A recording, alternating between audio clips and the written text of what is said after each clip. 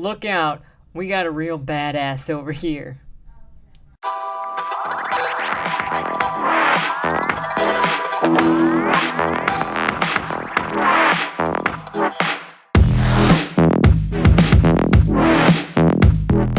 Okay, so last year I read this book called XXX Shamus by Red Hammond, and it was, well, it was something alright. Now, before the story actually starts, you get a message from the author, a 2-page note, in fact, on how the book had been banned from Amazon for being too extreme, too provocative. And I remember that when I purchased the book from the AWP 2018 book fair, the gentleman sitting at the table told me that this book had been banned from Amazon as well, so he was copying the story in the book. Now, that didn't necessarily entice me more to read it. Generally, I don't believe people when they make claims like that unless they have proof. Because I was banned off of Amazon for being too edgy sounds a lot like a gimmick. Especially when it's your main selling factor. Not, this book is great, here's what the story is about, but oh my gosh, it's too hot for Amazon, this is how great it is, read it. And then I especially don't believe it when the book writes a 2-page essay saying how it is so freaking edgy. It is the edgiest guy in the classroom. And that's what I feel like XXX Shamus had attempted to do from the start. Look, the book is definitely out there, and the content is definitely abnormal, for sure. But if I can find a Marquise de Sade on Amazon, I highly doubt you're edgier or more extreme or more provocative than the father of sadism. Now, after having this introduction from the bookseller and from the starting pages of the book, you get this idea that generally what you're going to find in the book is stuff that's trying to be edgy. And I'm going to preface with this as well. I wasn't offended by anything that was in this book. I personally have so many characters and story types that cover different tough and taboo subjects, but what bothers me is using super edgy topics or tropes or throwing in these controversial ideas as a way to garner attention, like you're some kind of super bad, super tough person. It's a sales gimmick. And you're selling a gimmick, not a good story. I want a story to make sense, logical sense in the world in which it's created. I want the actions of the character to make sense. I want to see a character either evolve into a better or worse person or struggle to accomplish what they're trying to do. And I want the elements in the story that are introduced to make sense because they have to help the story make sense. And what Hammond did was take the edgiest of borderline issues that he could possibly think of and toss them all at Hopper, the MC. It doesn't help that he markets this book by saying it was banned. Bruh. I'm not sure if there's anything that's too edgy to actually be published. I remember in university, my professors praised this book that was all about some gay kid being raped by literally everyone that he met in his life, including a group of monks, eventually meeting somebody he liked and then killing himself because he was miserable and a victim. I don't know. Great literature or stories in general can touch on taboo. To say you're being dissed because you're too edgy is just too much of a cop-out, like, you only hate me because I'm a woman. With that said, this book is about Hopper Garland. When his last target tries to take her life upon being discovered, he begins to rethink his career as a private eye. However, a persuasive offer from a sexy woman has him back on the case, chasing a missing 16-year-old pregnant girl from the swampy ruins of post-Katrina New Orleans to the neon grime of Las Vegas. So, along the way, he'll have to contend with a rogue's gallery of henchmen, pornographers, and his own incestuous sister. After he makes a deal with a sociopathic murderer who believes he's found the secret to eternal life, Hopper will relearn that old saw. Some things are better left alone. With that said, so let me tell you about these 7 things that made it feel more like it was trying to be edgy than trying to write a compelling story. Number 1 was incest. This novel is set up so that Hopper is under the control of his older sister. When he was younger, she sort of forced herself upon him. They had sex. She helped him discover sexuality when he was young, was in the single digits, I think it was, and continued to do it into adulthood. Every time she calls, Hopper is at her side, while complaining under his breath about how he doesn't want to see her and how he can't stand her, but In the end, he never actually tries to fight her off. He just kind of complains he's bigger than her, but then is subject to her mental dominance. There's plenty to play with in this scenario that's so insanely complex. There's sex addiction, which I will talk about next because Hopper shows signs of sex addiction. There's some Stockholm syndrome. There's fear of rejection. There's fear of women to phobia levels. There's this disoriented view of himself where he is this powerless person against his sister, but he's this big, strong man who could easily overpower her. At one point, when he goes to visit her, he doesn't want to sleep with her, so she pins him down, and he can't get up. I'm sorry. That's not realistic. I'm sorry, but in the real world, a woman cannot pin a grown man down, especially when you've made it so obvious how beefy your character is in previous sections that he's got, the six-pack and the huge biceps going on. So if he was pinned down and stayed down, it's either because some part of him thinks that he deserves it, he has an inferiority complex and lets it happen, or he actually kind of wants it to happen but says otherwise because he knows it's wrong. I mean, there are other ways that you could take this as well because, again, it's a complex situation. Stockholm syndrome, powerlessness, grooming from a young age, but none of that is actually used here.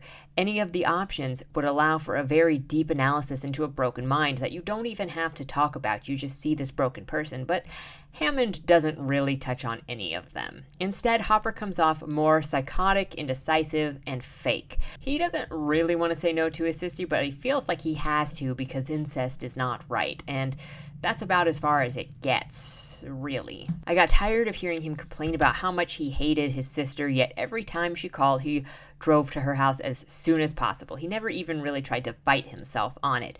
She didn't ever come to him, which, again, is another power thing. All she ever did was leave him a voicemail saying, "I want to see you." It was always a voicemail because he didn't pick up his phone. And then Hopper would complain about it and show up every single time. There was no reason other than to keep the incest going. And I say there was no reason because nothing was ever explored. And he wasn't in love with his sister because he said and showed that he was in love with his secretary the whole time. Second thing brought up, like I said, is the sex addiction. At the beginning of this novel, Hammond mentioned how noir PI stories typically have some kind of super suave dude who gets all of the sex and solves the crime, and what he wanted to do with this was, instead of skipping the sex scenes, play through them and see how that toll takes it out of Hopper. As you'd expect, when someone's banging all the chicks he runs into, he gets very tired. At one point, he can't get it up, and then his sister makes fun of him for it.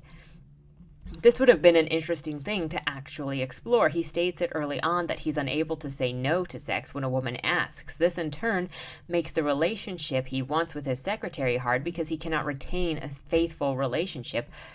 But then again, she's also sleeping with other guys, so it doesn't really matter that much, except for, in the end game, that's not what Hopper wants.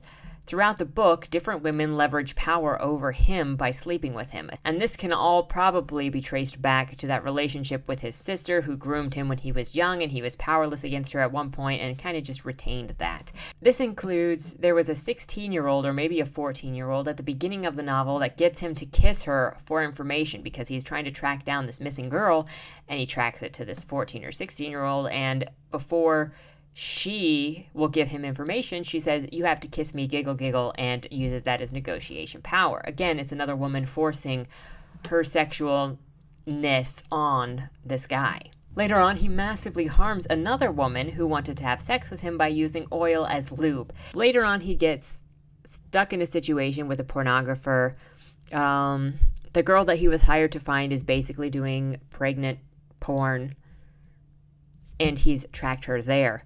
In order to find this girl, the 16-year-old girl he's been hired to, he lies to his secretary about setting up to do the porno, to, meet the captors, and goes to do it anyway, resulting in some major trouble for the both of them. Sex addiction ruins his life, and it's never actually explored as sex addiction, which it doesn't actually have to be said to be sex addiction, but you don't really see it coming to anything. It's introduced and it affects the plot, but it's never actually dealt with, and this isn't a series. And so when you have this character who's got these issues, you either want to see like the fall into failure or the escaping of problems, and you don't get either of those with this. It kind of just continues with the normal status quo at the end. Also, with the way that it's written or presented with the other characters, it kind of acts more like he's a stud and that the writer wanted to put in as many sex scenes as he possibly could in his novel. This reflects far worse for me when he never delved deeper into Hopper's character. He thought of himself as a stud muffin, describing himself with a lot of confidence on a few different occasions, including ripping the door open to his secretary's roommate and describing his dick as big as a radioactive horse's. He had a mixture of high confidence because he was a big, attractive dude, and low confidence because he thought he looked like a nerd and was afraid of women. But neither made sense because they didn't add to the character, plot, or individual growth, which made them nothing but a ploy, a gimmick, kind of just there for show. Thing number 3, and I've mentioned it already, the fear of women. That's interesting. You don't see that in a lot of stories. You don't see a lot of main male characters fearful of women, and so I would have enjoyed to see this used in story and to see him grow in some way, but it only seemed to be used sometimes. He was clearly afraid of his sister considering their relationship, right? That doesn't mean that he would have been afraid of all women necessarily. However, later in the story, one of the characters he goes after for information on the missing girl intimidated him into having sex with her. Part he can't say no because of the sex addiction, part because of the feeling of helplessness. That was their first interaction. Their second interaction, he went into her office hardcore, smashed her hand with a stapler, even though there was really no reason in the character development to show how he would have to switch from intimidation to bullying. There was no reason that it should have shifted so fast. I think the majority of his sex addiction could have been accredited to the fear of women and how he didn't want or think that he could say no, and that had to do with how his sister held power over him since he was young. He couldn't tell her no growing up, and as an adult, he still couldn't tell any of the women no now. So every woman in his life became an authority figure over him despite his larger size. Yet the fear of women thing was never anything more than a convenient plot device to allow the main character to have more sex and be dominated by women, and the use of it felt cheap. Throughout the novel, we see him raped by women, mostly his sister, and then at one point, a bad guy character who's a woman rapes him with her glass dildo and is about to have her male counterpart go at him when they get interrupted. The rape wasn't used to deepen the character again, or move the plot forward, or do anything for any of the characters. It was used again as a ploy to be shocking, and later as a ploy to push his secretary away and end the novel. I say this because in the scene where he was raped by the bad guy, his secretary had been captured and raped by the bad guy's male counterpart already.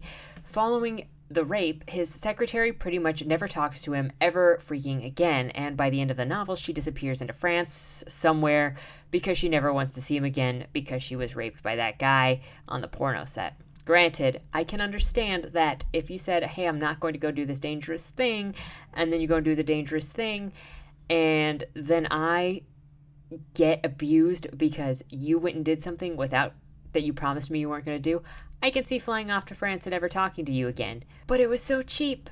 It was so cheap. So cheaply done. Referring to the time when the man raped him earlier on, Hopper says that he thought that he had enjoyed it, but that conversation is left there and never revisited. Then you've got his sister raping him when he was a child and continuing to rape him as an adult. But this is, again, never addressed. When rape is involved and not used honestly with a character and does not reflect in their personalities when it happens, it feels cheap, shallow, and again, like a shock ploy. Whether Hopper is raped by a man earlier on, his sister, or the man-woman combo later in the book, neither him nor his secretary experience a character change. His partner never speaks to him again and runs away, and he practically has sex with his secretary's roommate instead. I can't help but feel like so many of the bad things that are brought onto Hopper are so that you feel bad for him because he's really not a good or likable guy in any sense of the word. I'm a firm believer that a main character doesn't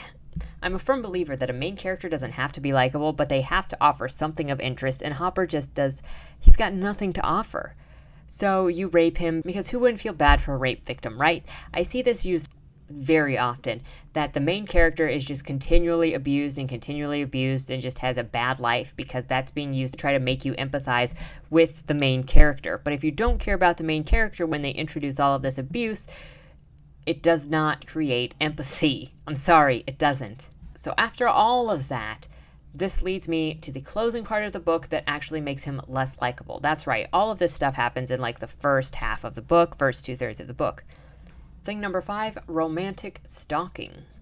Oh yeah, you heard me right. So at some point, obviously in the book, Hopper goes from New Orleans to Las Vegas while tracking this girl. He's going for his job, he's under an investigation, he's under a timeline, and his secretary decides that she wants to go with him. She knows that he's working, but she's under some kind of self-influenced spell that if they can go together, then they can do coupley things instead of him working.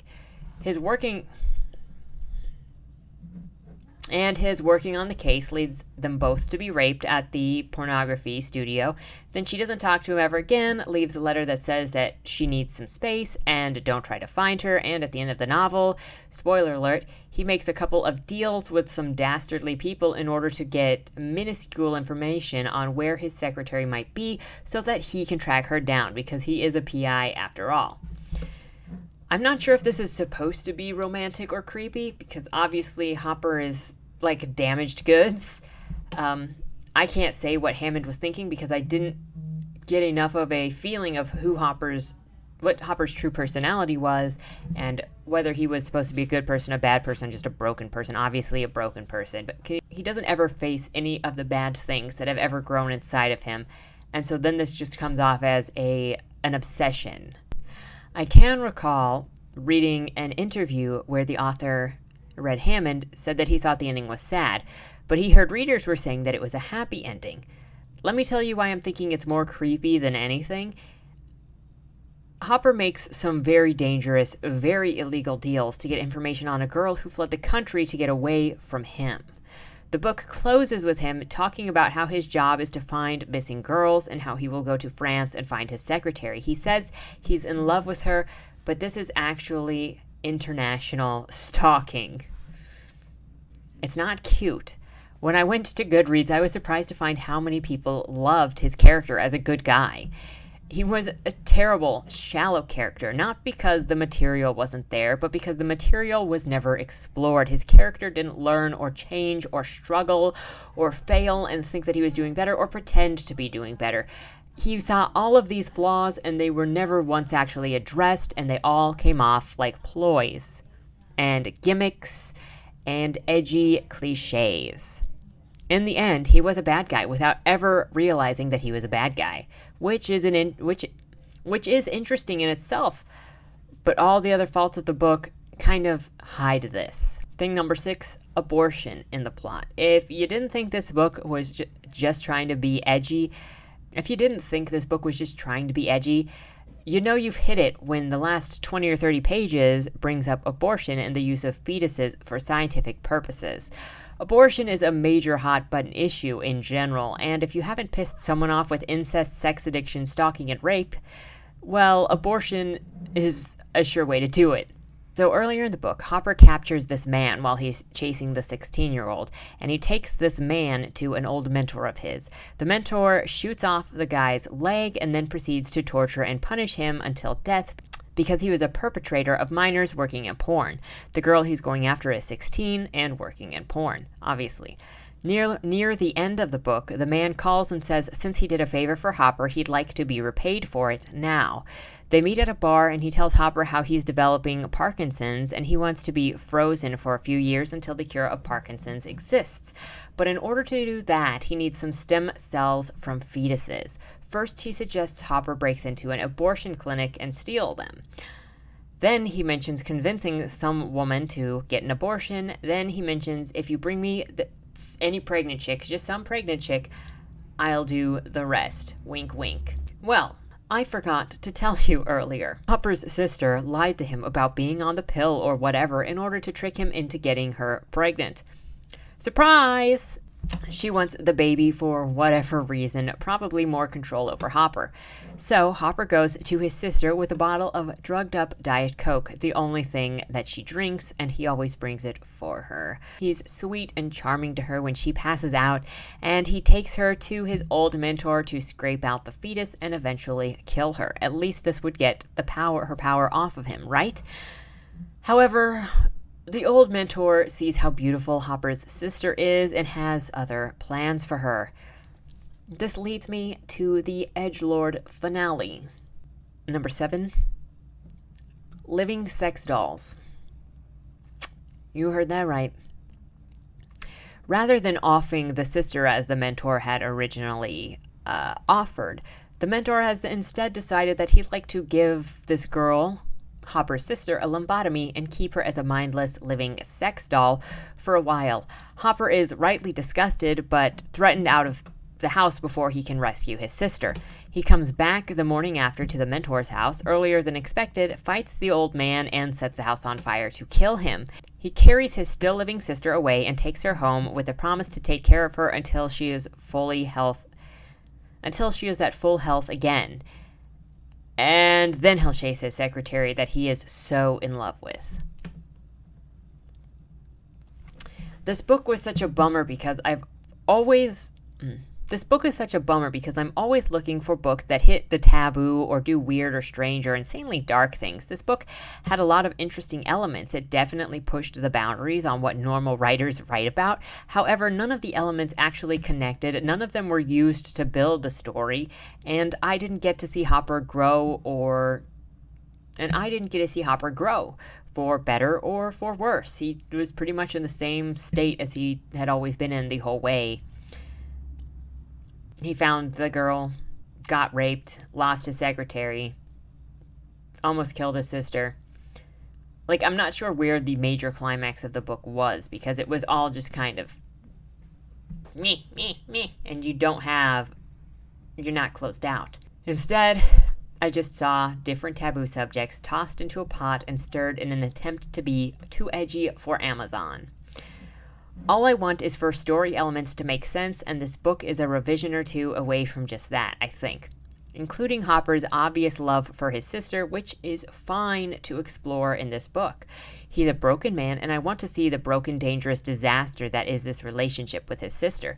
There's a certain type of venom in their relationship that could be tragic to see him give up his secretary if she had loved him for the twisted love and comfort of his sister, who he had almost killed, but obviously couldn't follow through with it. There are so many great, disgusting ideas in this novel that could have been tied together to make Hopper's character seem like a genuine broken man, but instead, he's just a puppet of the author in an attempt to shock and appall, and that's kind of where I landed with disappointment. In closing, thank you for the bizarre and dark read, Mr. Red Hammond, but this falls flat because the elements couldn't connect, and now I'm left with a shallow noir, a terrible main character with no redeeming qualities, and really a book with no characters that I want to see succeed, because I just don't care about any of them.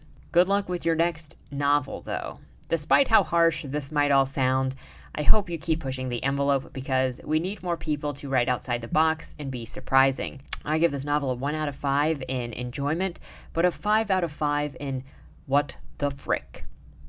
If you've read any strange books, let me know in the comments down below. I would love to hear from you and maybe get a gander at them myself. Until next time, see ya.